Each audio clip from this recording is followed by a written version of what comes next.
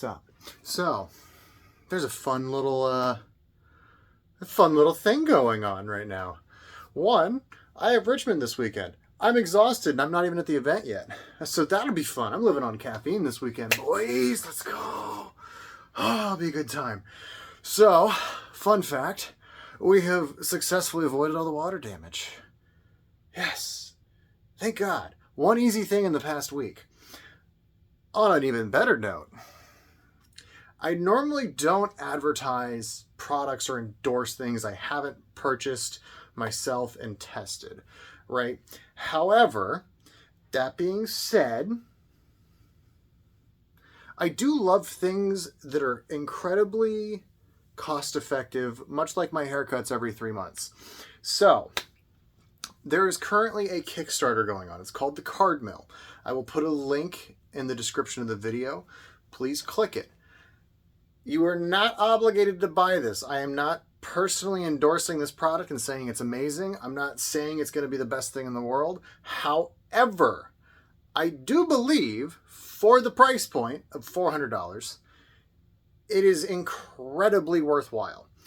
I have battled repeatedly over the past year and a half of whether or not I should buy a Roca or if I should go spend money on one of like the European machines and get it imported or Australian, wherever it's from. The problem ultimately always ends up being either the monthly subscription costs or the cost of the machine, or both in some cases. Many years ago, Roca had a yearly fee you paid to maintain access to the system and stuff, and then the machines were expensive. The European models, they're much cheaper, but you got to kind of pay like a monthly fee for them. And like, it's kind of like, okay, potato. The little machines that aren't the Roca, they last less. There's more repair work with them. You kind of equalize out in some places, but the cost is so much cheaper than the Roca. Like, you do pretty good, but then the monthly subscription thing, like, I don't want to pay $100-200 a year just to keep access to my sorter and stuff. And it's just like, God, like I need something in the middle that's like affordable, but not like bananas, but also functional and stable. The problem with the Roca is that the Roca is like 35 grand. Like, don't get me wrong. The thing is like the Rolls Royce of sorting machines. It's fantastic. It's beautiful. I've seen one in action working. It runs great. It's fast. Zero complaints. The downside is 35 grand to get the top level one, or 32 or whatever the heck they are now. It's way too bloody expensive. I can't justify emotionally and internally, like my little chest is palpitating when I think about it. Like, I can't justify paying $30,000+ for this machine, right? So I'm thinking in my head, I'm like, wait, this is $30,000. If I pay someone $15 an hour, because again, we're not high skill labor here. Labor $15,000 equals 1,000 hours of labor. That's a lot of labor, and I can get 2,000+ hours of labor per Roca machine. So for me personally, because again, I kind of have a small home business, I don't really let people in the house unless I'm here with my wife, because again, like, I don't want, I gotta protect the lady. So there's kind of like a limited amount of time that people can be here most of the time. Someone's usually home, we have the dogs, blah, blah, blah. There's just a lot of risk factors, right? Like, it's just personal paranoia probably, and then also worrywart me. And then if someone's hurt, I want to be over there to help, like, blah, blah, blah. No one should get hurt sorting cards, but again, I can't predict what's going to happen. So I just would rather have someone be here at the time. So that does restrict the hours. So like realistically, the most that I can get someone in here in a month, I had a record set actually by one of my part-timers. He hit like, was it 80? I think it was like 70 or 80 hours, I think is what he ended up getting. So he was actually really far up there. Knocked out tons of work. It was awesome. It's fantastic. Love the guy. Great.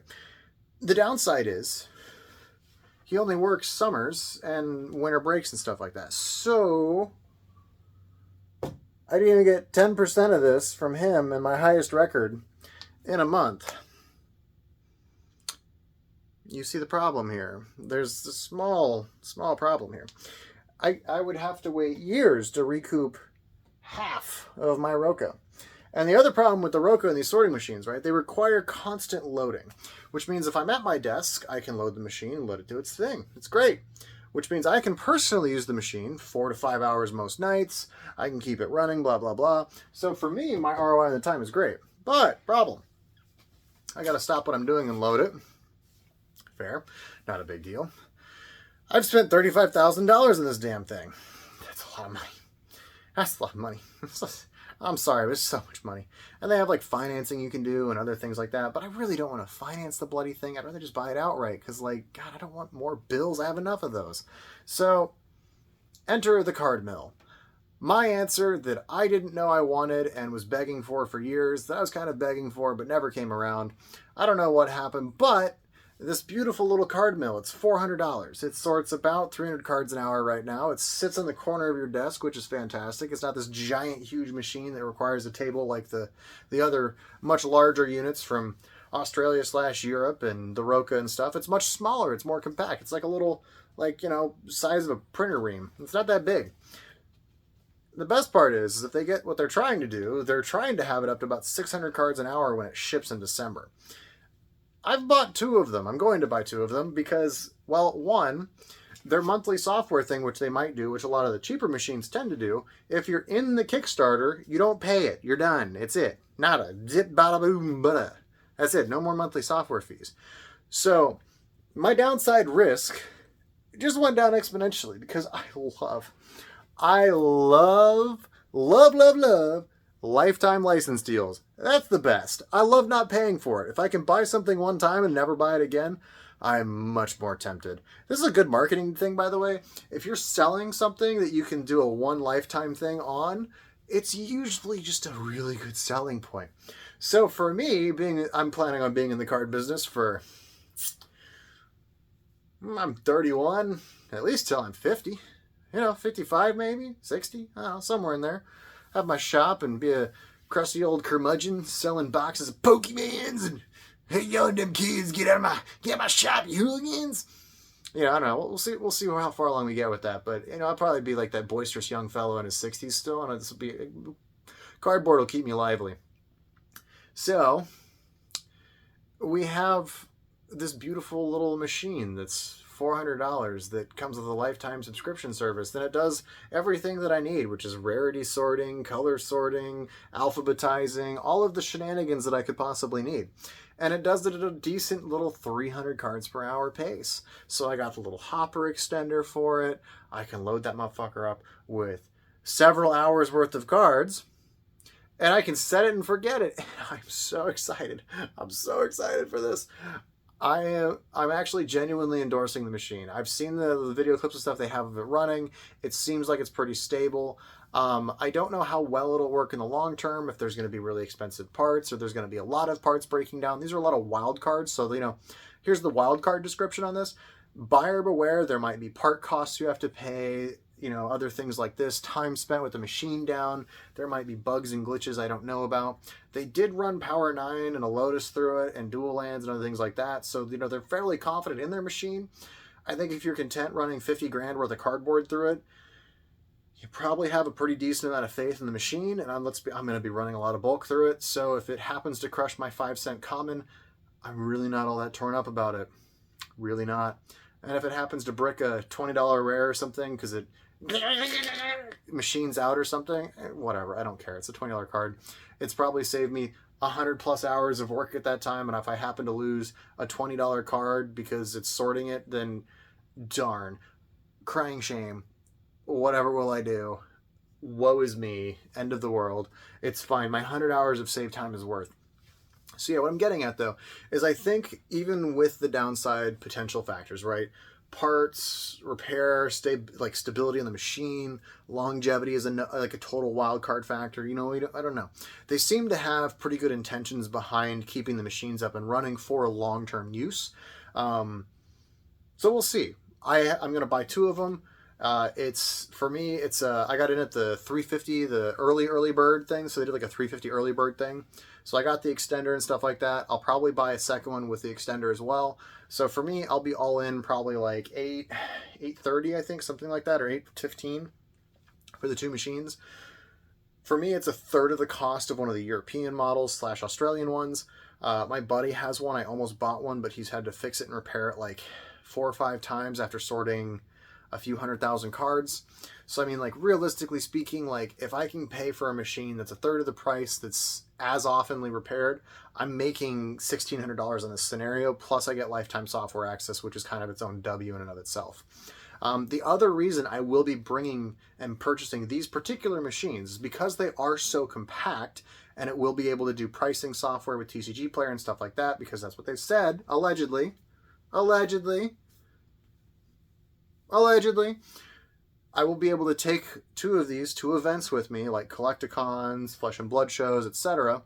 And I will be able to take large stacks of cards that people bring for collections, their whole binder, it won't matter, and I can run the entire thing through the machine. I can get a price output in a nice little spreadsheet, and I can give someone super accurate pricing on things, and then I can start pricing out 3 collections at a time, which means I need less people there to help me. I can run faster purchases. I can run more accurate purchases. It's a win-win-win-win-win-win, right? I don't know if it does foil detection or not. We'll see, whatever. If it doesn't do foil detection, still, the amount of time that it would take me to go in and go, oh, that's a foil, that's a foil, that's a foil, out of like whatever the pile is, totally worth. Or if I just see a bunch of foils, I'll pull the foils out, price those out personally, and then take care of the rest.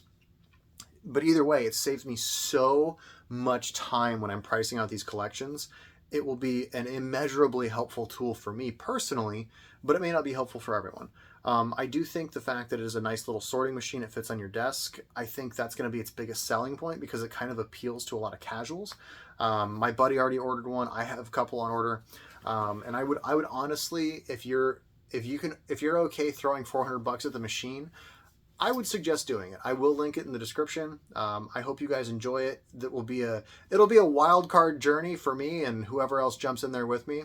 If you guys decide to jump in with me, I think you have until August 24th or something, 21st maybe, 21st. It might be the 21st. I think you have until August 21st to sign up for the actual machine and stuff, and they bill you then. So comment down below if you guys are going to get one or not. I will be making videos on it in the future. Once I actually get one in December, I will be running stuff through it to see how it does, how accurate it is. I'm going to be running Flesh and Blood through it. I'm going to be running Magic through it. I might even run Pokemon through it if I end up getting some Pokemon stuff. We'll see. But yeah, it'll be interesting. I hope it works out really well.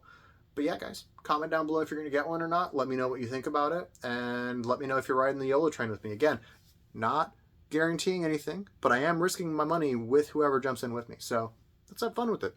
Bye.